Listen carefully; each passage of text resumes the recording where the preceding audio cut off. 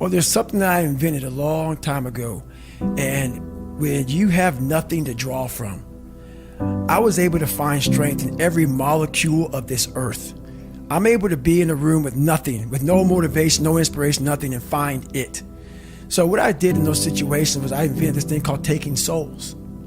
When everybody's all fucked up and you're exhausted and you're weak and you're tired and you're looking around and everybody looks as bad as you or even worse, I'm like, you know what? I want to now make a statement. It's the perfect time to make a statement. To let you know where your life ends and mine begins. And so the statement there is, I muster up every bit of strength from their looks on their faces and how they feel, and how I'm gonna now, from my childhood, where I came from, how I was the bottom of the barrel, I'm now amongst all these uncommon people. I'm now going to now make you feel like you're common.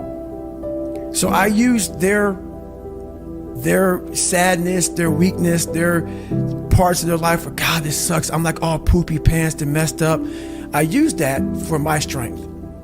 And I have this moment of like, let's say we're in the sand, we're running or whatever.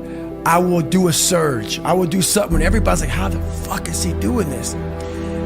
And from that look on their face, that feeling of, God, man, this guy must be something special. It then surges me further and further and faster and harder for a long time. So it's energy's everywhere. But the thing is, it's so loud.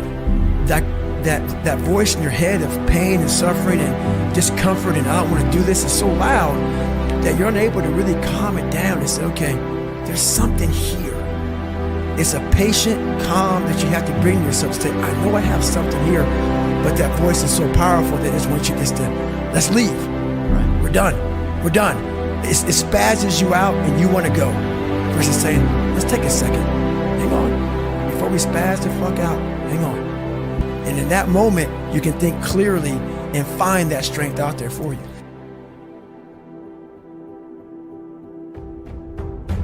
A lot of us don't know of a whole nother world that exists. It's on the other side of suffering. Once you break these barriers that you have made for yourself, like the mind is the most powerful thing in the world. It is so amazing that I used to be a 300-pound guy and I thought that was it. Could barely read, could do anything, and now that what was inside that person was this guy that's in front of you today.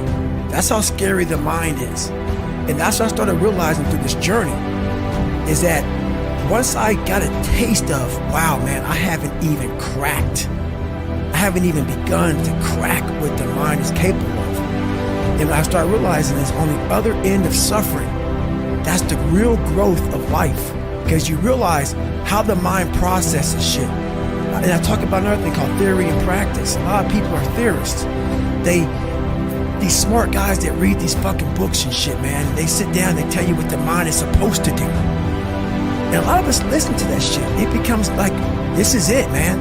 This old man who has been studying the mind forever, this is the cap that we have. By being a practitioner, I went out and realized a lot of these guys are so wrong, man. The mind has capabilities that are so unknown. I found that through suffering. And there's a whole other world on the other end of that.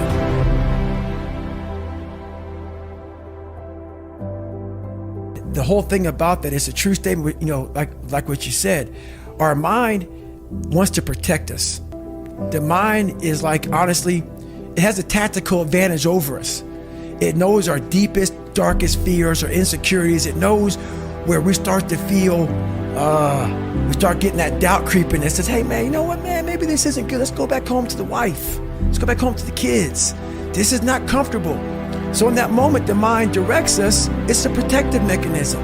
It saves us from doing bodily harm, or it really saves us from discovering that the mind's like, I want to be in charge of you. I don't want you to be in charge of me. So it tells you, let's just stop right here. But once you start breaking through that barrier and start breaking down that governor that you've put in your mind, because we forget we are in control of our mind. We believe it's the other way around. No, we put in our minds what we should do, but we believe our mind is telling us, it's giving us all this feedback. We have to reprogram it and tell us, no, we're good.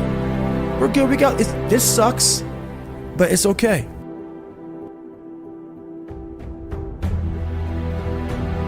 Once again, it goes back to open-mindedness. If you walk into any kind of event, whether it be physical or mental, if you walk in with already putting that block on your mind of, man, this ain't gonna happen.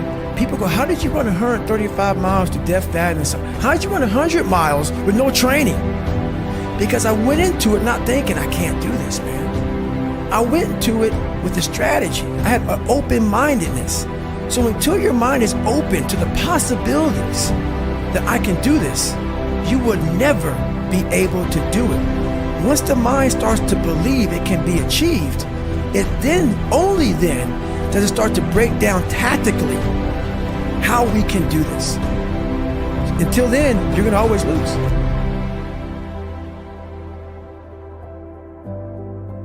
I have so many conversations in my mind because so many times I want to quit. Sure. But this is what it is. This is what I figured out. I was so afraid of myself that I had to figure out, I became a master of my mind. People, when you're afraid of something, you have to master it. That's how you start to overcome it. So what I realized, when I get to that point where I want to quit, everybody, they get to the point where they want to quit. This is what happens. The mind tells you, let's go home. Let's take a warm shower. Let's get some food. This is not right. This is that. If you cannot answer the questions at that moment, because your mind's gonna start giving you all these questions. And if you can't answer them, you're going to quit. What I realized when I was going through Buds, Ranger School, all this 100-mile race, 200-mile races, pull-up records, my mind would come creeping in. Like when I was doing 4,030 pull-ups at 2,000 pull-ups and my hands were ripped open, my mind said, look, brother, we've done all these other things. You've proven yourself. You're good. If I didn't have the answer to respond to my mind and say why I'm here, why I'm doing this, you will always lose that fight. You have to have the response to what your mind is going to tell you. And another thing about that is self-talk. A lot of people have like these big four on mental toughness. All that shit is crap about self-talk, visualization. It's true. But the thing about self-talk and all these things, they ask me, what do you think about when you're on mile 100 of a 205-mile run? What are you thinking about when you realize you've run for 24 hours and you have 24 more hours to run and you have another 105 miles? What goes through your mind? What do you say to yourself? I want to know.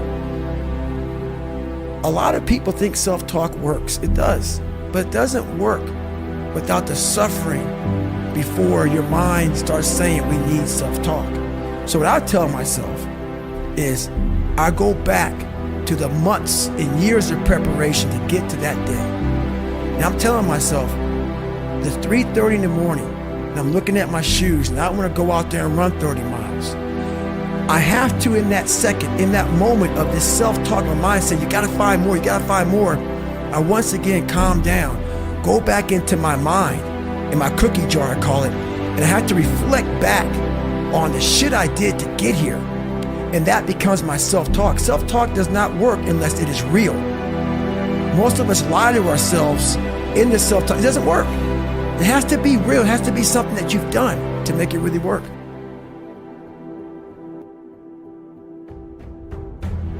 The reason why we go back to old habits is because our goals are too lofty.